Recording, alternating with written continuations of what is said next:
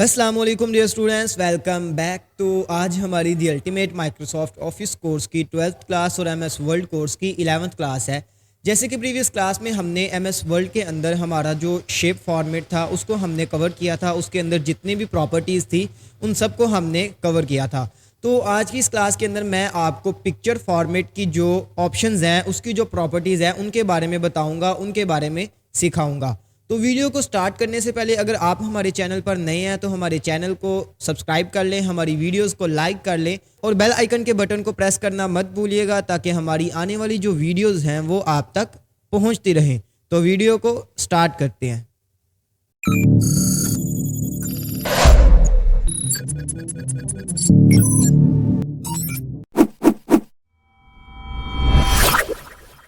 तो यहाँ पे देखिए मैंने अपना एमएस वर्ल्ड ओपन कर लिया और यहाँ से सबसे पहले मैं अपने पेज को लेआउट करूँगा। ठीक है, मैं यहाँ से अपने पेज को लेआउट करने के बाद इंसर्ट मेन्यू में वापस जाता हूँ। तो प्रीवियस क्लास के अंदर जैसे कि मैंने आपको बताया हमने शेप फॉर्मेट को कवर किया था और आज की इस क्लास के अंदर मैं आपको पिक्चर फॉर्मेट की तमाम प्रॉपर्टीज़ के बारे में बताऊंगा। तो पिक्चर फॉर्मेट को स्टार्ट करने से पहले मैं एमएस वर्ल्ड के अंदर एक पिक्चर को इंसर्ट करूंगा। उसके लिए मैं इलिस्ट्रेशंस प्रॉपर्टी के अंदर जो फर्स्ट ऑप्शन है हमारे पास पिक्चर, इस पर क्लिक करूंगा और अपने कंप्यूटर से एक पिक्चर को इंसर्ट करूंगा। तो यहाँ से मैं इस पिक्चर को अपने कंप्यूटर के अंदर इंसर्ट करता हूँ। ठीक है, तो यहाँ पे देखिए हमारी जो पिक्चर है वो हमारे एमएस वर्ल्ड के अंदर इंसर्ट हो चुकी है, लेकिन अभी ये मूव नहीं हो रही। तो उसके लिए मैं क्या करूँगा, वर्ब टेक्स्ट पे क्लिक करूँगा और यहाँ से स्क्वायर पे क्लिक करके इसे मूव करने के लिए फ्रीली मूव करूँगा। ठीक है, तो अब हमारी जो पिक्चर है वो फ्रीली मूव कर रही है। तो यहाँ पे देखें जैसे ही मैंने पिक्चर को इंसर्ट किया अपने एमएस वर्ल्ड के अंदर तो यहाँ हमारे पास मेन्यू बार में लास्ट पे एक और मेन्यू बन गया, फॉर्मेट मेन्यू। लेकिन इस दफ़ा फॉर्मेट मेन्यू के ऊपर पिक्चर टूल्स लिखा हुआ है। प्रीवियस क्लास के अंदर शेप टूल लिखा हुआ था और यहाँ पे देखें हमें पिक्चर टूल्स फॉर्मेट नज़र आ रहा है। तो यहाँ पे इससे पता चलता है कि ये जो अभी फॉर्मेट ओपन हुआ है ये हमारा पिक्चर फॉर्मेट है। तो यहाँ पे सबसे पहले जो हमारे पास प्रॉपर्टी आती है वो है एडजस्ट की, कि यहाँ से आप अपनी पिक्चर को एडजस्ट कर सकते हो, उसके अंदर सेटिंग कर सकते हो। ठीक है, तो सबसे पहला यहाँ पे जो ऑप्शन है वो है रिमूव बैकग्राउंड का, यानी कि आपने अगर अपनी पिक्चर के अंदर से बैकग्राउंड रिमूव करना है। मिसाल के तौर पे ये देखिए ये मेरी पिक्चर है, यहाँ पे बैकग्राउंड को मैं रिमूव करना चाहता हूँ। तो उसके लिए मैं क्या करूँगा, हमारे पास एडजस्ट के अंदर फर्स्ट ऑप्शन है रिमूव बैकग्राउंड की, इस पर मैं क्लिक करता हूँ। तो यहाँ पे देखें आपके पास जो पिंक कलर की सिलेक्शन होगी, जहाँ जहाँ आपकी पिक्चर के अंदर ये सिलेक्शन ऐड होगी वहाँ से आपका बैकग्राउंड जो है वो रिमूव हो जाएगा। तो आपने अगर मजीद किसी एरिया को सिलेक्ट करना है, मिसाल के तौर पे यहाँ पे देखें ये जो मेरे बाल है इसे भी मैं रिमूव करना चाहता हूँ। तो उसके लिए मैं क्या करूँगा, यहाँ पे देखें फर्स्ट ऑप्शन है मार्क एरियाज टू कीप, यानी कि इस ऑप्शन पे अगर आप क्लिक करके किसी एरिया को मार्क करोगे तो वहाँ से वो अनसेलेक्ट हो जाएगी। ठीक है, और इसके आगे ही है मार्क एरिया टू रिमूव, यानी कि जिस एरिया को आप रिमूव करना चाहते हो उसको आप इस ऑप्शन के जरिए सेलेक्ट करोगे। ठीक है, मार्क करोगे। तो यहाँ मैं इस ऑप्शन को क्लिक करता हूँ और यहाँ से मैं अपने बाल के ऊपर एक मार्क कर देता हूँ। ठीक है, यहाँ से देखें थोड़ा सा यहाँ भी है तो मैं यहाँ से भी कर देता हूँ। ओके, तो इस तरह आप अपनी पिक्चर के अंदर से किसी भी एरिया को रिमूव कर सकते हैं मार्क एरिया टू रिमूव के जरिए, और फर्स्ट ऑप्शन से आप अपनी पिक्चर के अंदर किसी भी एरिया को अनसेलेक्ट कर सकते हैं। ठीक है, रिमूव होने से बचा सकते हैं। तो इन दोनों ऑप्शंस के आगे देखें आपको ऑप्शन मिल रही है डिलीट मार्क की, यानी कि अगर आपने रिमूव के लिए मार्क किया हुआ है तो वो भी डिलीट हो जाएगा, अगर आपने कीप के लिए मार्क किया हुआ है तो वो भी रिमूव हो जाएगा। तो अगर आपने अपनी पिक्चर के अंदर जो जो आपने सिलेक्शन किया है या जिस जिस एरिया को आपने मार्क किया आप उसे रीसेट करना चाहते हो या डिलीट करना चाहते हो तो वो आप इस ऑप्शन से कर सकते हो। इसके बाद जो हमारे पास यहाँ पे प्रॉपर्टी है वो है क्लोज की, और इसके अंदर हमारे पास दो ऑप्शंस हैं। एक है डिस्कार्ड ऑल चेंजिंग, यानी कि जितनी आपने इसके अंदर इस ऑप्शन के अंदर चेंजिंग्स की हैं वो सारी डिलीट हो जाएंगी। ठीक है, और इसकी आगे है कीप चेंजिंग्स, यानी कि इस पे आप क्लिक करोगे तो आपकी जितनी भी सेटिंग की है आपने इस ऑप्शन के जरिए वो सारी रिमूव होकर दोबारा से बैकग्राउंड जो वापस आ जाएगा। और इसके आगे जो ऑप्शन है कीप चेंजिंग का, इस पर अगर आप क्लिक करोगे तो जो आपने बैकग्राउंड रिमूव किया हुआ है वो रिमूव होकर आपके पास सिर्फ आपकी पिक्चर आ जाएगी। तो मैं यहाँ पे कीप चेंजिंग्स पे क्लिक कर देता हूँ। ओके, तो यहाँ पे देखिए हमने कीप चेंजिंग्स पे क्लिक किया और यहाँ पे मेरे पास जो मेरी पिक्चर का बैकग्राउंड है वो रिमूव हो चुका है। इसके बाद हमारे पास जो ऑप्शन है वो है करेक्शन की। ठीक है, तो करेक्शन में मैं क्या करता हूँ, सबसे पहले यहाँ पे देखें यहाँ पे मेरी पिक्चर का जो एरिया है, ठीक है, चारों साइडों से वो कुछ ज़्यादा है, तो इसको मैं क्रॉप कर देता हूँ। ठीक है, हमारे पास लास्ट प्रॉपर्टी है साइज़ की, इसके अंदर फर्स्ट ऑप्शन है क्रॉप का, इस पर मैं क्लिक करता हूँ। ठीक है, जैसे ही मैं क्लिक करता हूँ यहाँ पे देखिए मेरे जो नोड्स हैं उनके आगे एक कॉर्नर टाइप बन गया है। ठीक है, लाइंस बन गया है, तो मैं यहाँ से इसको क्रॉप कर लेता हूँ अपनी पिक्चर को, यहाँ से। ओके, तो यहाँ पे मैंने अपनी पिक्चर को क्रॉप कर लिया। मैं साइड पे सिंपल क्लिक करूंगा तो यहाँ से हमारी पिक्चर जो है वो क्रॉप हो चुकी है। इसके बाद जो हमारे पास ऑप्शन आता है एडजस्ट के अंदर, वो है करेक्शन का।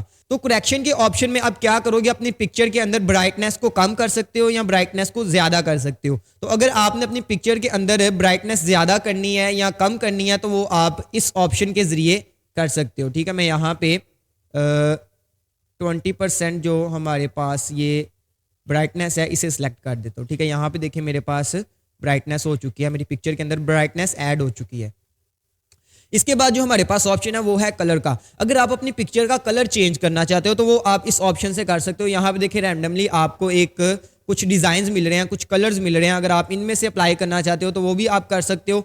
उसके नीचे देखो आपको एक ऑप्शन मिल रहा है मोर का, तो यहाँ से आपने अगर रैंडमली कोई कलर करना है अपनी पिक्चर के अंदर तो वो भी आप यहाँ से कर सकते हो। ठीक है, मैं अभी नहीं करूंगा। इसके बाद जो हमारे पास ऑप्शन है वो है सेट ट्रांसपेरेंट कलर का, यानी कि आप अगर अपनी पिक्चर के अंदर ट्रांसपेरेंट कलर करना चाहते हो तो वो आप इस ऑप्शन के जरिए कर सकते हो। आई होप आपको इस ऑप्शन की समझ आ चुकी है। इसके बाद जो हमारे पास ऑप्शन है वो है आर्टिस्टिक्स इफेक्ट का, यानी कि अगर आप अपनी पिक्चर के अंदर इफेक्ट्स ऐड करना चाहते हो, मिसाल के तौर पे यहाँ पे देखिए हमें एक ब्लर का इफेक्ट मिल रहा है। ठीक है, अगर आप इस तरह के इफेक्ट्स अपनी पिक्चर के अंदर ऐड करना चाहते हो तो वो आप इन ऑप्शंस के जरिए कर सकते हो। ठीक है, इसके बाद जो हमारे पास ऑप्शन है वो है कंप्रेस पिक्चर की। अगर आप अपनी पिक्चर को कंप्रेस करना चाहते हो तो वो आप इस ऑप्शन के जरिए कर सकते हो। इसी के नीचे हमारे पास ऑप्शन है चेंज पिक्चर की।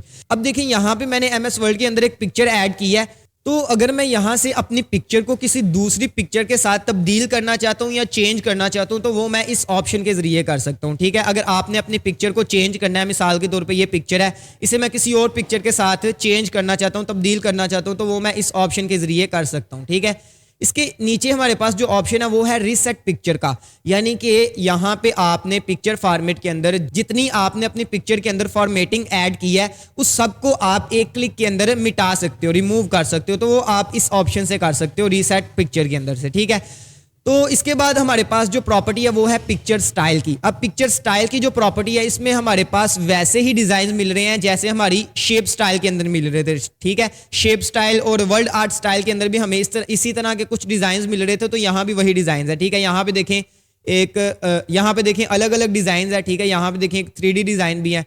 तो अगर आपने इन डिजाइन में से, इन स्टाइल में से अपनी पिक्चर के ऊपर कोई स्टाइल ऐड करना है तो वो आप यहाँ से कर सकते हो। ठीक है, ये देखें यहाँ पे मेरा 3D डिजाइन जो है वो ऐड हो चुका है। ठीक है, इसके बाद हमारे पास जो ऑप्शन आती है वो है पिक्चर बॉर्डर की।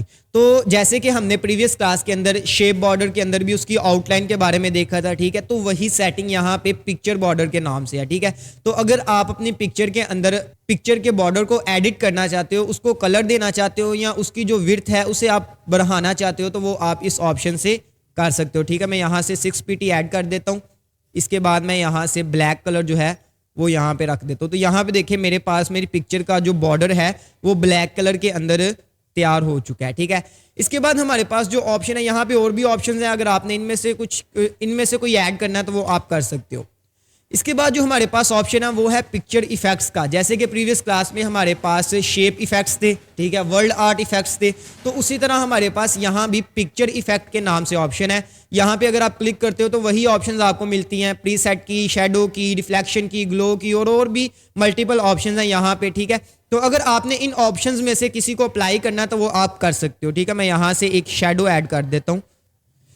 तो यहाँ पे देखें मैंने अपनी पिक्चर के अंदर एक शेडो जो है वो ऐड कर दिया। ठीक है, तो इस तरह आप अपनी पिक्चर के अंदर शेडोज, रिफ्लेक्शन और ग्लो भी ऐड कर सकते हो। ठीक है, तो मैं यहाँ पे ग्लो भी एक ऐड कर देता हूँ, ये वाला। ठीक है, तो यहाँ पे देखें मेरे पास जो मेरी पिक्चर है वो एक बेहतरीन स्टाइल्स के साथ तैयार हो चुकी है। ठीक है, 3D के अंदर। इसी के आगे हमारे पास जो ऑप्शन है वो है पिक्चर लेआउट का। अब इस ऑप्शन के अंदर क्या है कि अगर आप अपनी पिक्चर को स्मार्ट आर्ट के अंदर कन्वर्ट करना चाहते हो तो वो आप इस ऑप्शन से कर सकते हो। यानी कि अगर आपने अपनी पिक्चर को प्रेजेंटेशन के अंदर लाना है, ठीक है, तो वो आप इन ऑप्शंस के जरिए कर सकते हो। यहाँ से आप अपनी पिक्चर को प्रेजेंटेशन के अंदर कन्वर्ट कर सकते हो, ठीक है। इसके बाद हमारे पास जो प्रॉपर्टी है वो है अरेंज की प्रॉपर्टी। अब अरेंज की प्रॉपर्टी जो है ये हमने प्रीवियस क्लासेस के अंदर, हमारे एक क्लास है लेआउट मेन्यू की, उसके अंदर हमने इसको कवर किया था। अरेंज के अंदर जितने भी ऑप्शंस हैं उनको हमने उस क्लास के अंदर कवर किया था। तो अगर आप में से किसी स्टूडेंट ने वो क्लास नहीं देखी तो वहाँ पे जाके उस क्लास के अंदर अरेंज प्रॉपर्टी और उसकी ऑप्शंस के बारे में सीख सकता है। तो इसको मैं यहाँ से स्किप करता हूँ। इसके बाद हमारे पास जो ऑप्शन है वो है साइज़ की। अब प्रीवियस क्लास के अंदर भी हमारे पास लास्ट ऑप्शन जो थी वो थी साइज़ की, लेकिन उसके अंदर हमें सिर्फ हाइट और विड्थ की ऑप्शन नज़र आ रही थी। लेकिन यहाँ पे साइज़ के अंदर हमें फर्स्ट ऑप्शन क्रॉप की भी नज़र आ रही है। अब क्रॉप की ऑप्शन क्यों नज़र आ रही है? क्योंकि ये पिक्चर है, वो शेप थी, वहाँ पे क्रॉप की ऑप्शन नहीं थी। तो यहाँ पे अगर आपने अपनी पिक्चर को क्रॉप करना है तो वो भी आप कर सकते। जैसे कि मैंने पहले आपको अपनी पिक्चर को क्रॉप करके दिखाया था, इसी तरह आप अपनी पिक्चर को इस ऑप्शन के जरिए क्रॉप कर सकते हो।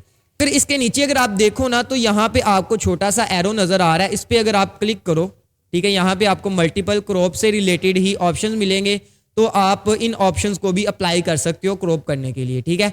तो आज की क्लास में हमारा जो पिक्चर फॉर्मेट है वो भी कवर हो चुका है, और प्रीवियस क्लास के अंदर हमारा जो शेप फॉर्मेट था वो भी कवर हो चुका था। और अल्हम्दुलिल्लाह हमारी इन दो क्लासेस के अंदर हमारा शेप फॉर्मेट और हमारा पिक्चर फॉर्मेट दोनों कवर हो चुके हैं। और इंशाल्लाह हम नेक्स्ट क्लास के अंदर एक रिज्यूम जो है उसे डिज़ाइन करेंगे, और उसके बाद हम फर्दर MS वर्ल्ड की जो ऑप्शंस हैं, जो मेन्यूज़ हैं, उनके बारे में सीखेंगे।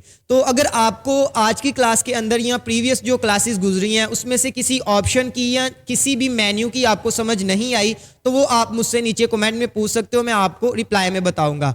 इसके अलावा अगर आपको हमारी वीडियोस पसंद आ रही हैं, हमारा the ultimate Microsoft office course जो है ये आपके लिए फ़ायदेमंद साबित हो रहा है, तो हमारे चैनल को सब्सक्राइब कर लें, हमारी वीडियोज़ को लाइक कर लें और बेल आइकन के बटन को प्रेस करना मत भूलिएगा, ताकि हमारी आने वाली जो वीडियोज़ हैं वो आप तक पहुंचती रहें। Thank you so much. अस्सलामु अलैकुम।